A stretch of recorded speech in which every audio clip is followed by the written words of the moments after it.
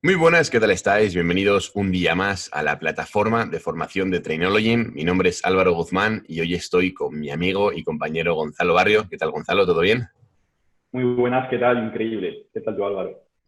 Bueno, pues mira, la verdad es que no te voy a mentir, pero son las 9:23 de la mañana y estamos aquí dándole caña un sábado por y para los chatos de la plataforma. Así que, bueno, espero que nos lo agradezcan y que valoren bien este trabajo porque, bueno, yo soy una persona que se suele acostar tarde, se levanta un poco más tarde de lo normal, así que yo hoy he madrugado, ¿vale? Así que nada, eso que lo sepáis y que lo tengáis en cuenta.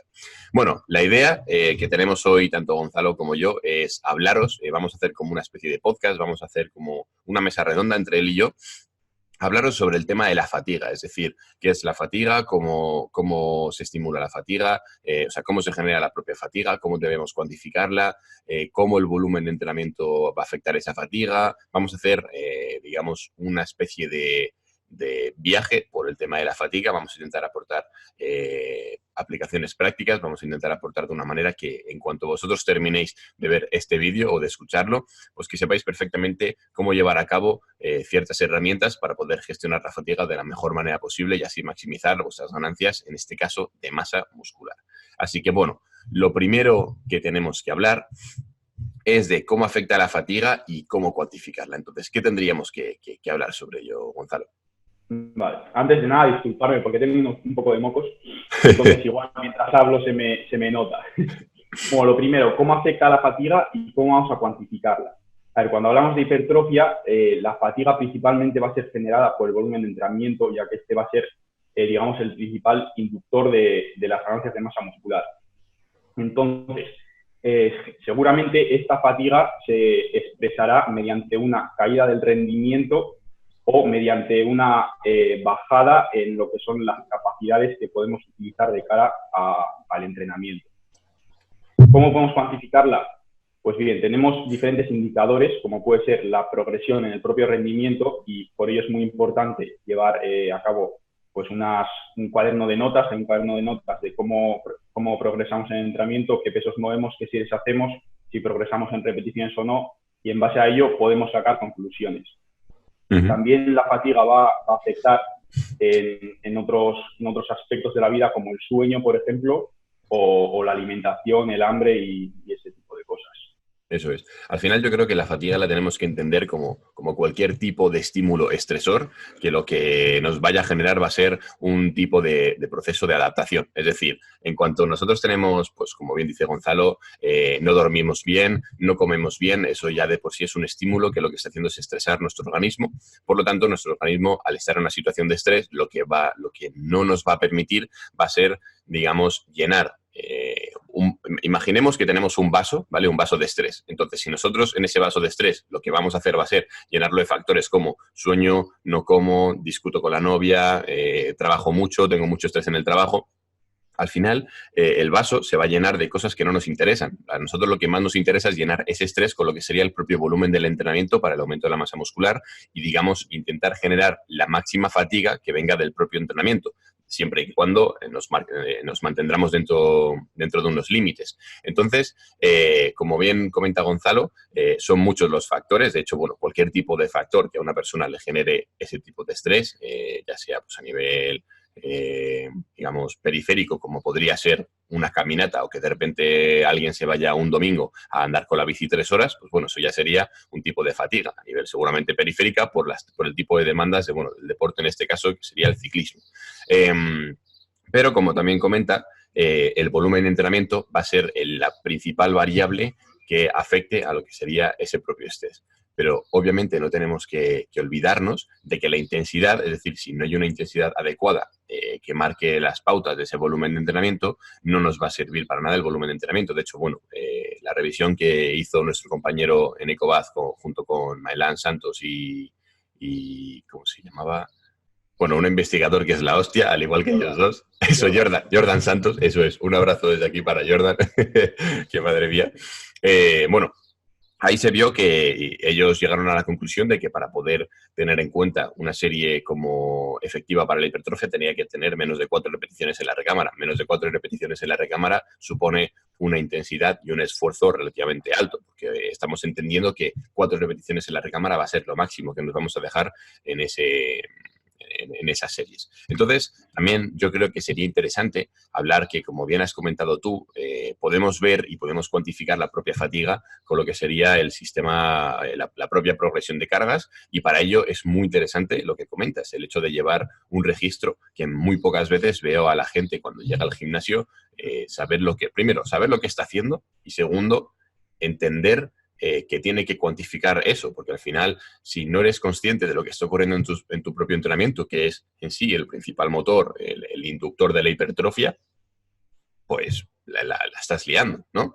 Entonces, yo también me molaría aportar en este punto, en el tema de la cuantificación, que tenemos diferentes escalas para poder cuantificar. Tenemos, digamos, el propio RPE, que digamos que sería la escala de esfuerzo percibido. Tendríamos también las repeticiones en recámara, que al final va a ser, entre comillas, lo mismo, lo único que nos van a dar un poquito menos de información. El RPE nos va a dar valores de, por ejemplo, del 1 al 10, en el cual podemos incorporar un 8,5, en el cual lo que estamos diciendo es que, bueno, podría haber hecho 2 repeticiones en la recámara, o sea, tendría 2 repeticiones en la recámara, pero podría haberle metido un poquito más de peso, o, bueno, cierto, digamos, una información determinada que al final nos va a dar, pues, en sí, mucha más información. Luego también podríamos incluso gestionar la propia fatiga con lo que sería el RP sesión. Es decir, al final entender que la propia sesión también va a tener una fatiga general y tampoco el propio ejercicio. ¿Cuál es el problema de cuantificarlo solo con esto? Que al final no estamos atendiendo a la progresión de cargas de cada ejercicio, sino a la progresión de fatiga en la propia sesión, que puede pasar que en un mesociclo determinado nos interese tener una fatiga en un ejercicio determinado muy alta, pero en todos los demás ejercicios una fatiga muy ligera porque tengamos un volumen de entrenamiento muy bajito en los otros grupos musculares y el RPE sesión al final sea muy bajito porque la media tira hacia la baja. Y luego puede pasar que tengamos solo 2 ejercicios, pero esos 2 ejercicios sean muy intensos, entonces el RP sesión se va a disparar. Entonces al final tenemos que intentar cruzar los mayores datos posibles, ¿no? Entonces, ¿qué opinas sobre eso? Eso es. Sí, también no hemos dicho, pero que no estamos en contra de la fatiga. O sea, la fatiga va a ser necesaria en cierto punto de la programación, solo que tenemos que saber cómo gestionarla y cómo entrenar con ella. Y esto que has comentado también de cómo cuantificarla, a mí me gusta mucho, que lo hago para mí y para algunos clientes que quieren hilar ya más fino, apuntamos en cada sesión, al acabar los ejercicios de cierto grupo muscular, imagínate que un día tenemos piernas, pues al acabar los ejercicios de cuádriceps le damos un valor de RPE a la fatiga que notamos a nivel de cuádriceps, a nivel local.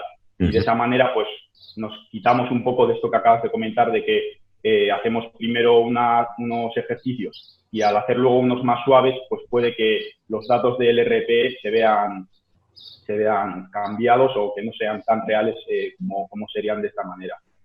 Y también me gusta mucho anotar el vigor con el que vamos a la sesión, o sea, es decir, las ganas con las que vamos, ya que sabemos que cuando sufrimos de fatiga, ya sea crónica o aguda, este vigor, estas ganas que tenemos por entrenar disminuyen. También tener en cuenta el sueño, como hemos dicho antes, y tener en cuenta la congestión que tenemos en el entrenamiento.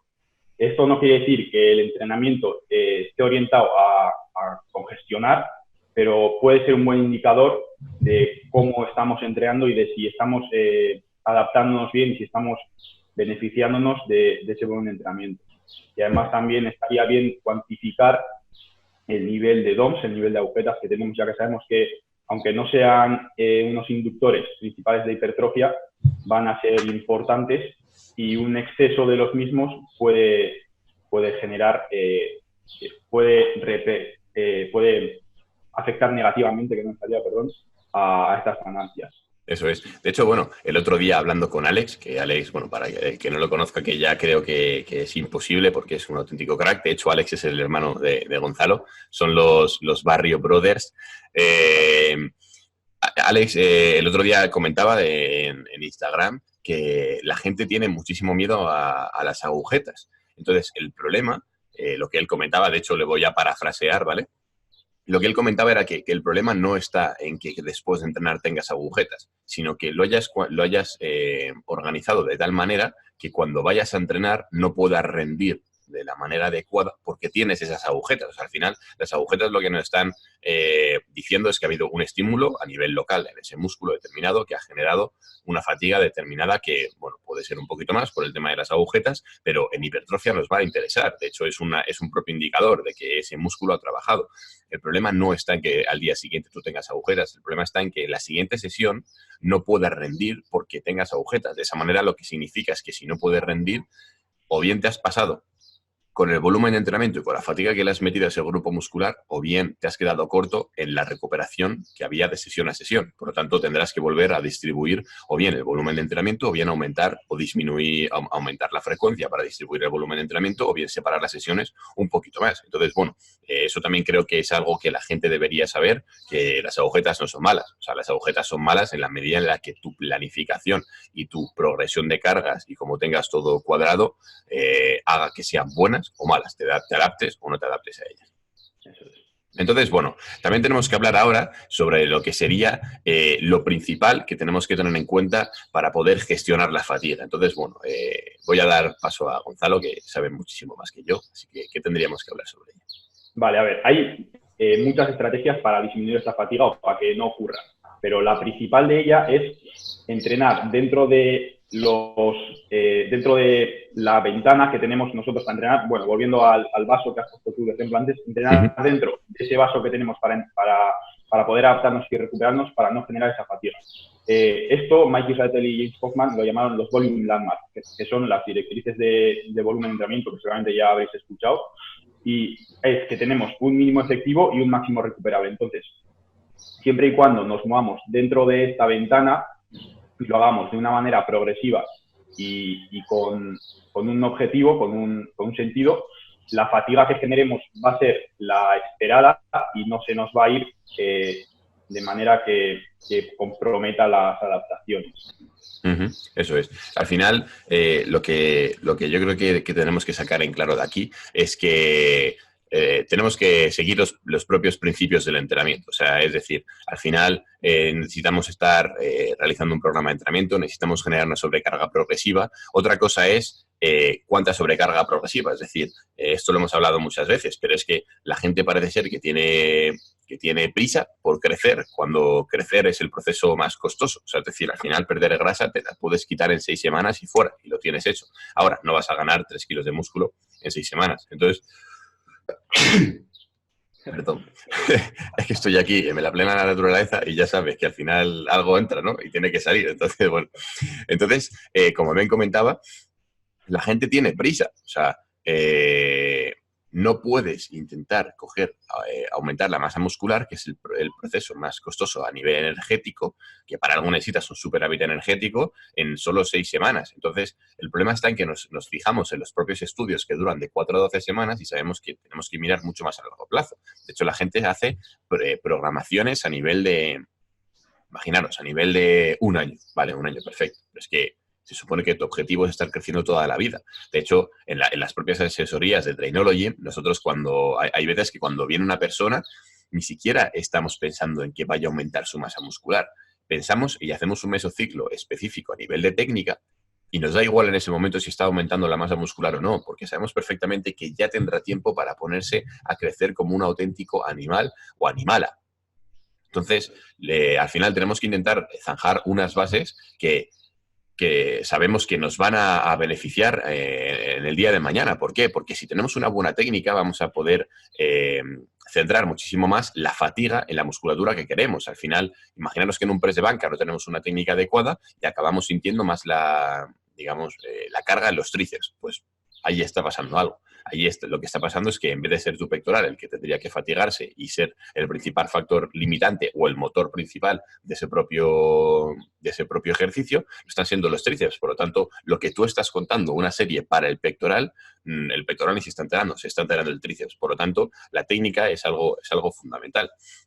Entonces, de hecho, ahora veníamos a hablar sobre ello. Vamos a hablar sobre el tema de la selección de ejercicios. Si quieres comentar algo más sobre el tema de los volume landmarks. Nada, sí, eso está bien. O sea, que tener en cuenta que tenemos que hacer una progresión dentro de los mismos y darle caña ahí para no pasarnos con la fatiga. Eso es.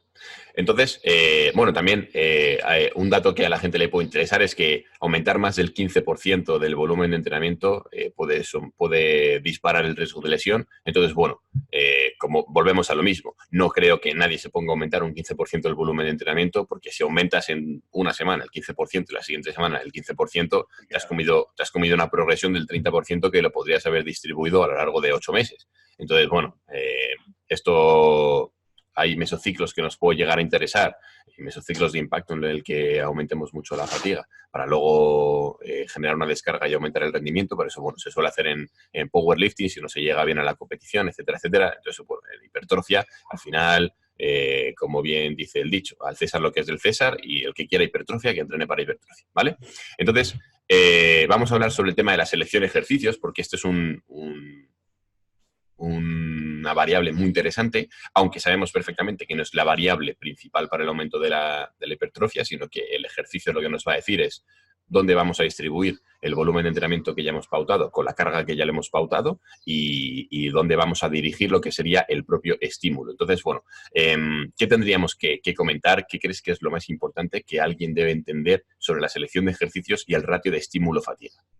Vale, eso es. Lo primero, antes de hablar de la selección de ejercicios, tenemos un artículo guapísimo de mi hermano Alex sobre selección de ejercicios que está increíble, así que si no lo has leído, échale un vistazo. Eso es. Y luego tenemos que tener en cuenta que la fatiga que generamos con el entrenamiento puede ser a nivel local o a nivel sistémico o central.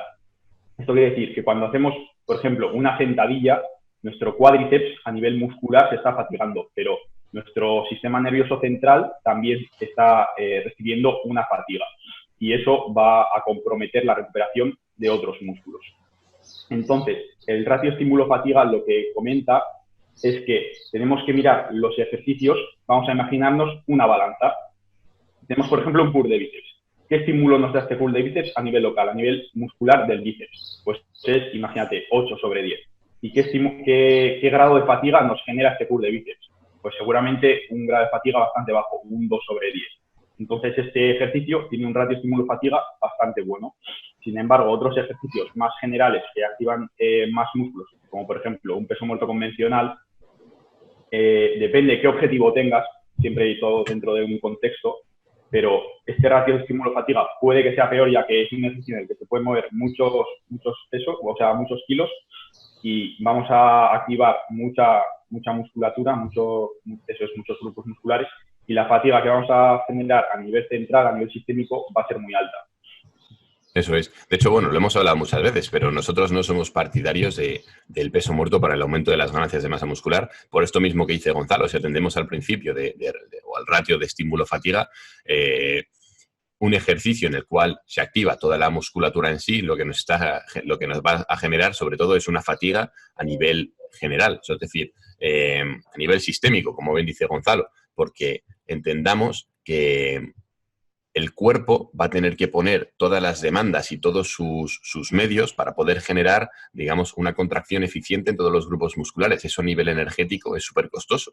Eso a nivel neuromuscular también es súper costoso. Ten en cuenta que todas las vías a nivel nerviosas van a estar activas, ya sean las vías de propiocepción de la rodilla, de la lumbar, de cómo está la escápula, de cómo está tu extensión torácica, si chepas, si no chepas, cómo controlas. Entonces, al final, por eso muchas veces salimos tan fritos a nivel del sistema nervioso, tan cansados cuando hacemos un peso muerto. Que, ojo, eso no significa que el peso muerto sea de los ejercicios que más fatigan en realidad. O sea, la percepción de la propia fatiga también nos juega un papel un poco, entre comillas, ahí lioso, pero que de hecho dentro de poco un amigo y compañero que se llama Marco Soriano va a sacar un paper que hace poco estuve echándole un vistazo, que habla sobre esto, habla sobre cómo afecta en realidad la aplicación del peso muerto con la fatiga y lo compara con el propio, creo que era el press de banca y la sentadilla, y se ve como en realidad el peso muerto no es de los ejercicios que más fatiga.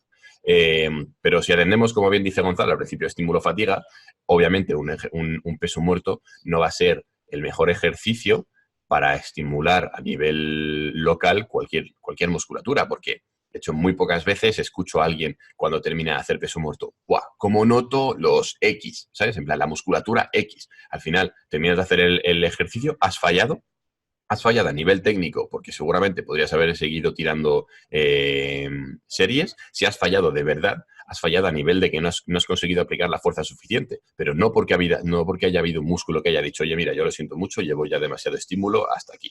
Y entonces ninguno de esos músculos va a hipertrofiar de la manera más eficiente. Otra cosa es que de repente te pongas a hacer un peso muerto rumano con mancuernas o con barra, y entonces ahí seguramente cuando falles será porque el isquio o el glúteo hayan dicho, oye, mira, yo ahora mismo, ahora sí que sí, me acabas de estimular, lo siento, pero ya no puedo producirte más fuerza porque estoy súper fatigado. Entonces, ahí el estímulo fatiga va a ser muchísimo mejor en esa musculatura. Va a coger el isquio y va a decir, oye, me has estimulado un 10, oye, me he fatigado un 3. En cambio, en un peso muerto te va a decir, oye, me has estimulado un 2, me he fatigado un 8. Por lo tanto, obviamente, ahí lo que sería el baremo es completamente diferente. De hecho, bueno, también me parece algo bastante interesante para hablar del tema del ratio estímulo-fatiga y de la selección de ejercicios, cómo puede afectar el rango muscular en el cual se produce el mayor pico de fuerza. Por ejemplo, cuando el mayor pico de fuerza se produce en un ejercicio, cuando este está en alargamiento, pues en un cruce de poleas o en unas aperturas de pectoral, sabemos perfectamente que aunque la activación muscular no vaya a ser mayor, porque obviamente depende de muchos factores, como por ejemplo la propia carga del entrenamiento, y al ser un ejercicio monoarticular, ya que solo es digamos que la articulación móvil va a ser el propio hombro y el codo va a estar estabilizando lo que sería la propia carga, digamos, la carga que vamos a poder mover va a ser muchísimo menor que si hiciéramos, por ejemplo, un press de banca.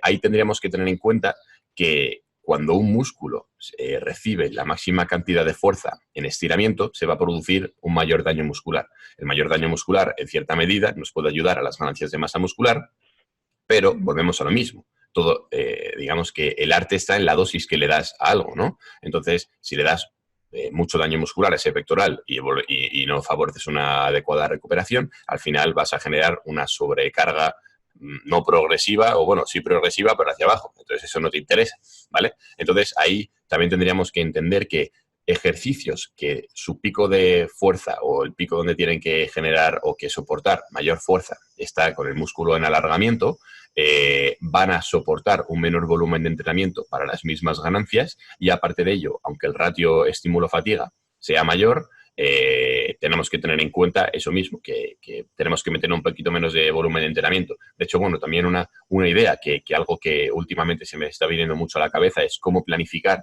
en base al mismo volumen de entrenamiento. Imaginemos, bueno, esto ya son rayadas mías, ¿eh? No, voy a venir aquí, esto es como si fuera el psicólogo. Sí, esto es como si fuera el psicólogo. Entonces, bueno, yo últimamente, vale, me estoy comiendo mucho la cabeza a la hora de planificar y es cómo distribuir el volumen de entrenamiento de un mismo grupo muscular periodizando lo que sería la selección de ejercicios en base a el punto del rango de movimiento donde se genera la fuerza. Pongamos un ejemplo.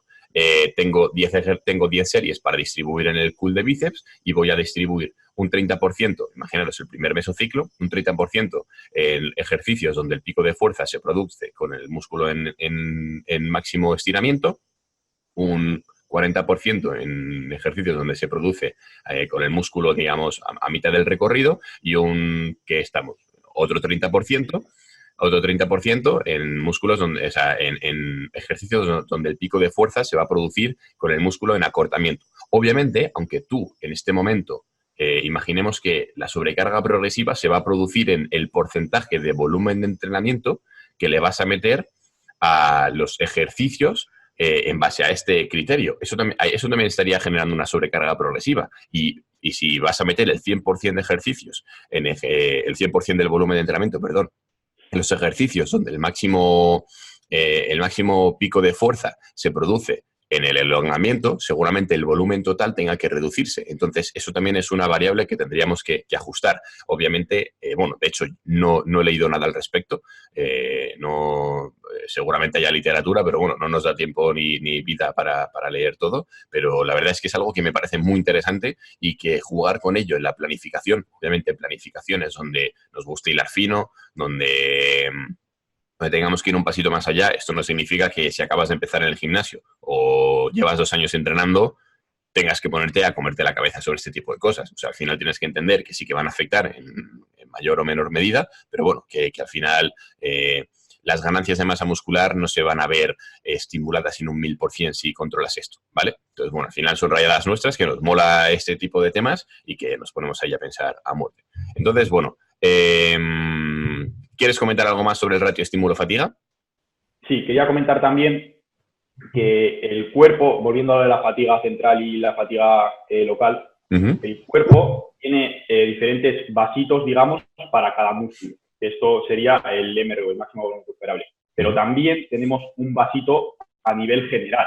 Esto es, este vaso está lleno por el volumen de entrenamiento del bíceps, del tríceps, del hombro, de todos los grupos musculares. Y este vaso es menor que todos los vasos de los demás músculos llenos hasta arriba. Entonces, aquí tenemos que tener en cuenta a la hora de planificar y distribuir el volumen de entrenamiento y la fatiga, que va a estar dictado por este vaso grande de nuestro cuerpo. Eso es, de hecho, central. Eso es, de hecho, Israetel y Hoffman, en el libro que comenta sobre cuánto volumen de entrenamiento o cuánto puedo entrenar, también comentan esto mismo. Es decir, al final, una persona que acaba de entrenar o que acaba de empezar de entrenar puede permitirse el distribuir el volumen de entrenamiento yendo, entre comillas, al máximo del MRV, aunque, bueno, sabemos, como bien comentas tú, que el vaso total, el volumen que cabe en el vaso total va a ser menor que la suma de todos los demás vasitos a nivel de máximo volumen recuperable por grupo muscular, pero sí, como acaba de empezar, no tiene por qué priorizar lo que sería cuánto volumen va cada grupo muscular. Es decir, tú coges todos, los vas subiendo y ya está. Y que la fisiología y los gains vayan haciendo de las suyas, ¿vale? Otra cosa es cuando tú te vas aumentando la experiencia del entrenamiento y el proceso de aumento de la masa muscular se vuelve más laborioso. Entonces, ahí sí que tienes que empezar a jugar con a qué músculo en este mesociclo le voy a dar el punch, me voy a fijar en la muerte y cuál voy a utilizarlo, por ejemplo, para una etapa de resensibilización, que hablaremos en otros momentos sobre ello, pero es algo muy interesante. Entonces, bueno, si te parece, vamos a hablar sobre la periodización para intentar disminuir lo que sería esta propia fatiga y cómo podemos jugar a largo plazo con la propia fatiga. Entonces, bueno, ¿qué crees que sería interesante hablar sobre ello? Vale, eso. Lo primero, lo que hemos dicho antes, que la fatiga tiene que estar presente en el mesociclo, pero tenemos que saber cómo gestionarla y cómo utilizarla.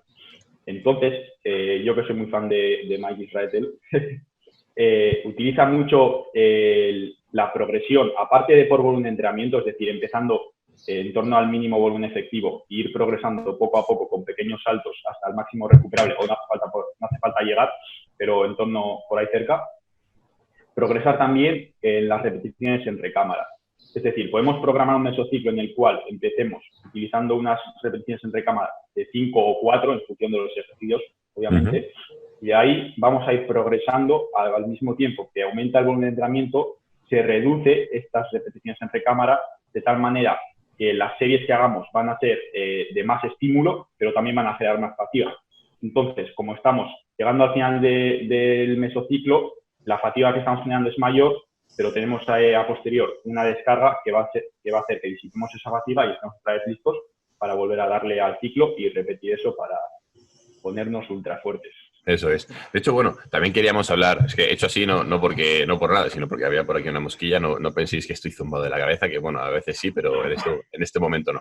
De hecho, bueno, también vamos a hablar sobre el tema de las descargas de entrenamiento, porque ahora mismo hay bastante controversia con el tema de si las descargas de entrenamiento es algo, digamos, obligatorio o no. Entonces, bueno, yo voy a hablar sobre mi punto de vista y ahora, si te parece, lo comentas tú. Pero bueno, en el momento en el que hablamos en el mundo del entrenamiento sobre si algo es obligatorio o no, ya sabemos perfectamente que esa pregunta o esa afirmación tiene trampa. O sea, al final tenemos que atender al contexto de cada persona y no hay nada obligatorio. O sea, al final hay 1000 herramientas que podemos jugar con ellas para llegar al mismo punto. Entonces, bueno, a mí las descargas del entrenamiento me parece que son una herramienta para disminuir la fatiga en un punto determinado en el cual la fatiga sea demasiado elevada. Creo que no deberíamos hacer uso como tal de las descargas de entrenamiento porque al final una semana de descarga de entrenamiento significa una semana que no estamos creciendo. Entonces, al final, si sumas semanas de entrenamiento tras semana de entrenamiento, perdón, semana de descarga tras semana de descarga a lo largo de un año, de 2 años, te vas a dar cuenta de que vas a estar no sé cuántos meses sin dedicar tus energías a crecer. Entonces, yo lo utilizaría en el ámbito de la hipertrofia. Como tal, no realizaría una semana de descarga, y si utilizo la semana de descarga, que sea en momentos puntuales en los cuales sé perfectamente que no voy a poder entrenar. Por ejemplo, me voy a ir de viaje, entonces la última semana antes del viaje va a estar planificada para que termine, por ejemplo, mi sobrecarga progresiva. Entonces lo que voy a hacer va a ser que una vez que me vaya de viaje y no vaya a entrenar, pues que esa semana me sirva de descarga para recuperar a nivel tendinoso, a nivel de ligamentos, a nivel de estructuras pasivas, etcétera. Pero como tal, yo sinceramente no planificaría una descarga. Lo que planificaría sería volver a empezar otro mesociclo. Es decir, empezar en un punto... ¿Un momento? Otra vez, disculpa.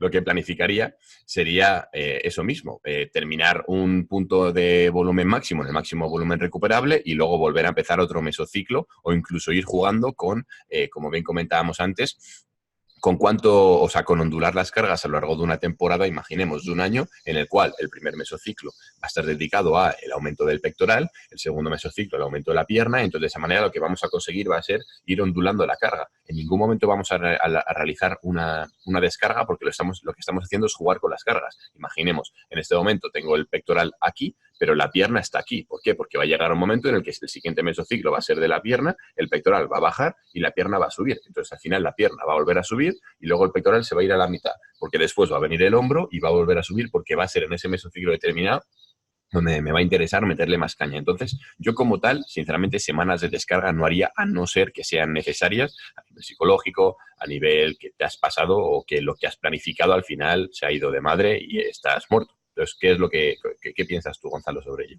Eso es. Sí, igual que tú, yo pienso que lo más importante es el contexto. Por ejemplo, un principiante seguramente no va a necesitar una descarga.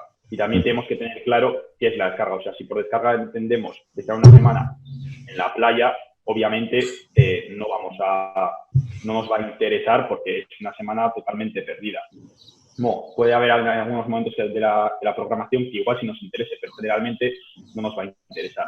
Entonces, yo lo mismo que tú comentas, a mí me gusta mucho la idea de enlazar mesociclo con mesociclo, y la primera semana del siguiente mesociclo, como el volumen de entrenamiento es bajo y vamos a progresar en él, ya nos sirve a modo de descarga, entre comillas, o a modo de reducir esa fatiga generada y poder colocarnos en un estado de crecer, o sea, de volver a estar sensibles y de volver a tener ganas por crecer.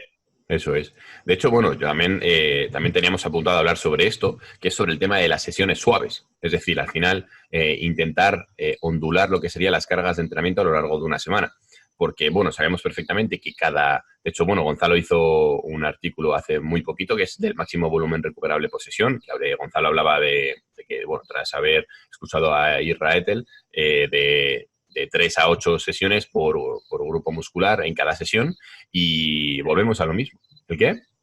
De 3 a 8 series. Eso, desde esas 8 series. Es que, bueno, volvemos a lo mismo, son las 9 de la mañana, no me pidáis tanto.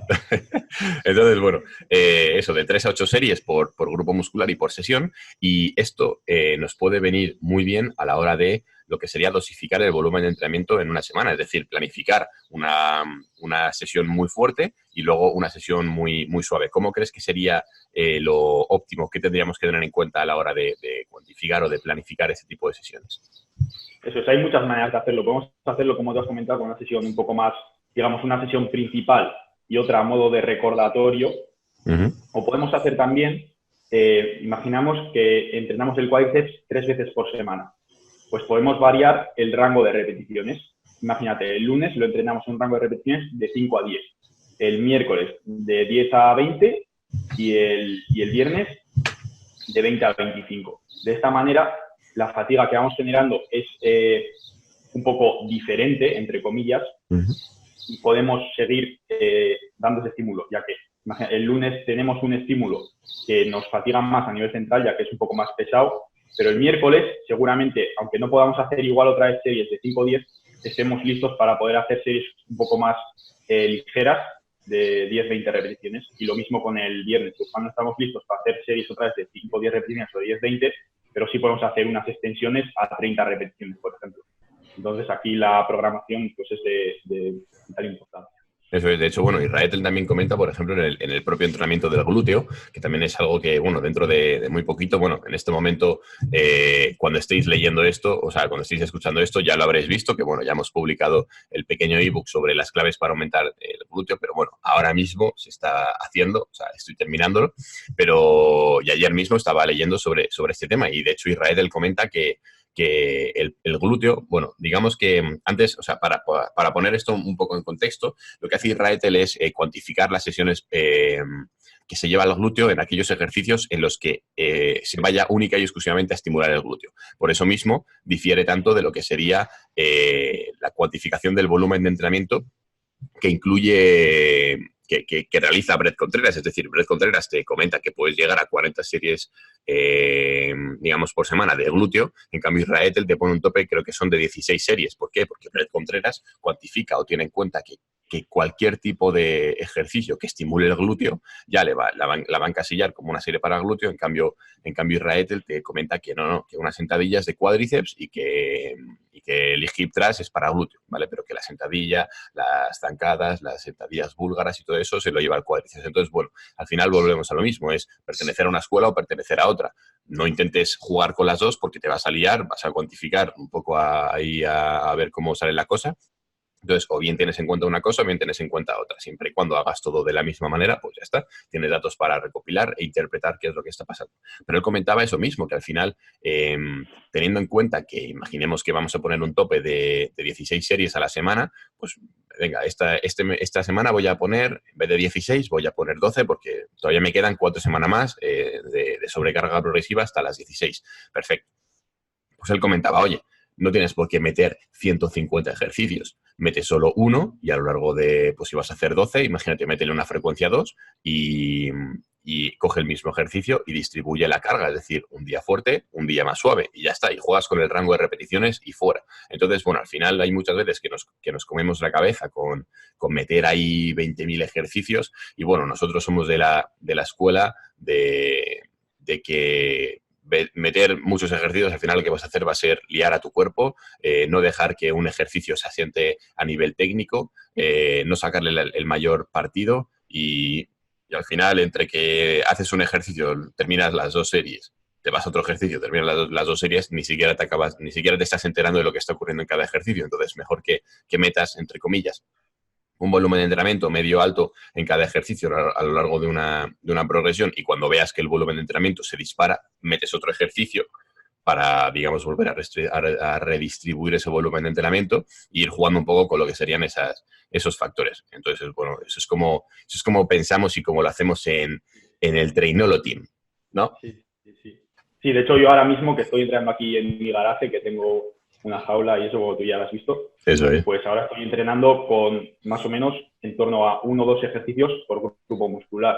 Estoy progresando en ellos y estoy haciéndome mejor técnicamente y variando el rango de repeticiones para no generar siempre la misma fatiga y así lo estoy haciendo y para nada estoy notando una caída en mi rendimiento. Eso es. De hecho, como bien comentas, al final es que no hace falta. O sea, el centrarte en un propio ejercicio y tener paciencia, darle caña, meterle bien de intensidad y ir sobrecargando a nivel de la planificación, pues bueno, es más que suficiente. Entonces, bueno, yo creo que tenemos el episodio de hoy ya listo. Cualquier tipo de duda, sabéis perfectamente que la respondemos, ya sea en los propios comentarios, ya sea haremos un episodio hablando única y exclusivamente para ello. Y nada, pues agradecer mil a Gonzalo que venga y que esté con nosotros aquí. Bueno, que venga no, porque está en su casa, pero digamos aquí a nivel virtual. Eso es. Y nada, pues lo dicho, tío. Muchas gracias por aportar tu granito de arena, que, joder, es un gustazo hablar contigo, aprendo mil. Y nada, que bueno, cualquier tipo de duda o si queréis que os llevemos el entrenamiento, ya sabéis que estamos a vuestra entera disposición para darle caña a vuestros gains. Y nada, que os pongáis en contacto con nosotros, dudas las que sean, comentarios los que sean y ayudaros en lo que sea posible y en lo que podamos y sepamos. Bien, así que nada, un abrazo enorme. ¿Algo que añadir, tío? Nada, que un saludo a todos, muchas gracias por tenerme aquí también y a darle mucha caña. Eso es, a darle bien a los games. Así que bueno, un abrazo. Hasta luego.